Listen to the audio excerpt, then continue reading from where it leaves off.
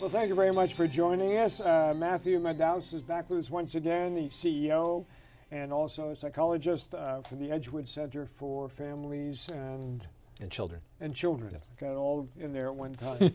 Nice to see you, Matthew. One of the things that I was talking to you about before is about the change, not only in services that that you provide, and that the service goes back 160 years. But the people you help must have changed quite a bit. I mean, the youngsters over the years, even the years that you've been in this business. Absolutely. And their problems changed? You know, many of the problems have kind of stayed fairly consistent, and the kids and families we work with, many of the problems are quite severe.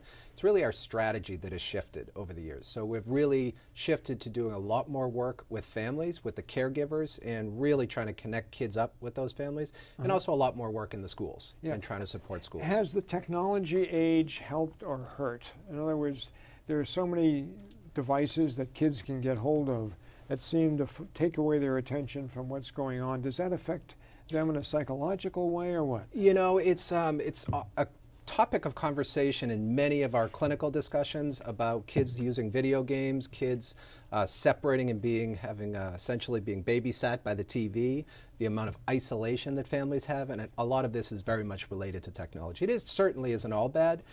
We're trying to harness this and use it to improve our services, and certainly has improved our ability to research new practices. Okay, but the interaction between young people, I mean, I've got, my youngest son's 17, okay, so he's right in that era, and other kids, and he's falling behind kids who are 5 in terms of, you see a 5-year-old and they're dealing with these kind of things. It's going to have some effect on their ability to relate to people on a daily basis, or am I just a crazy TV guy making that up? You know, I mean, I think we could have a lot of conjecture and a lot of kind of hypotheses about what the impact is going to be, but it certainly does seem like it's impacting the next generation in a pretty significant way.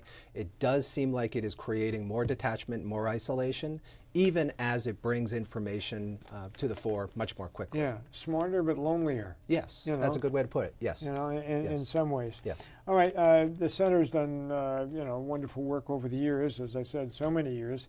You have an event coming up at the Palace Hotel in San Francisco? Yes, our Hope Ball, which is one of our main fundraising events, is in coming October, and that's going to be at the Palace Hotel. It's an extraordinary opportunity to have a great time. We have dinner and drinks and dancing. We have a live auction and a silent auction, and it's also an opportunity to give back to kids and families in significant need. Yeah, and it's the Palace on Market Street. Yes, correct. Yeah, okay. Yes. All right, make sure people know about that.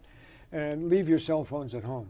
Yes, that's right. Right. That's right. Don't be distracted about this. You know? Yep. But yourself, and being in the business of dealing with children who have problems, you've expanded the age now, not you, but the world, from very young to the age of 25, because of the trend we talked about before, that it takes a while for a young person, man or woman, to get through that portion of life is important too. That's right. And particularly with kids with mental health needs and kids aging out of the foster care system. Really nothing magic happens at 18, and they need a lot of support to be able to land on their feet and become independent. Yeah, and when kids get into the foster system, are they being helped as much as they used to be, or more or less, or what? We have a terrific partnership with the 2 counties that we work with, San Francisco and San Mateo counties, and actually a lot of the programs, a lot of the services are quite progressive. My experience with these counties is that kids are being very well taken care of. There are certainly bad situations that happen, but we believe that kids are actually getting a lot of help through really difficult circumstances. Matthew, nice to have you here. Thank you. Matthew Madaus has been our guest. He's with the Edgewood Center for Families and Children. Thank you very much for joining us.